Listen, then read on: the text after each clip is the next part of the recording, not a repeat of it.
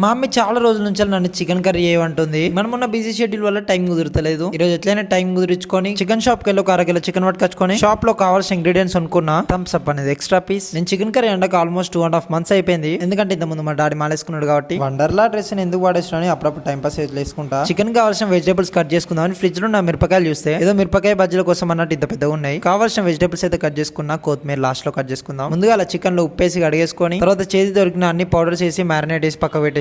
ఆలో బగార్ రైస్ చేద్దాం. ఫోన్ టప్ అని పడ్డది. ఎందుకు ఇవన్నీ చక్కగా ఇట్లా పట్టుకొని తీసుకోవచ్చు కదా.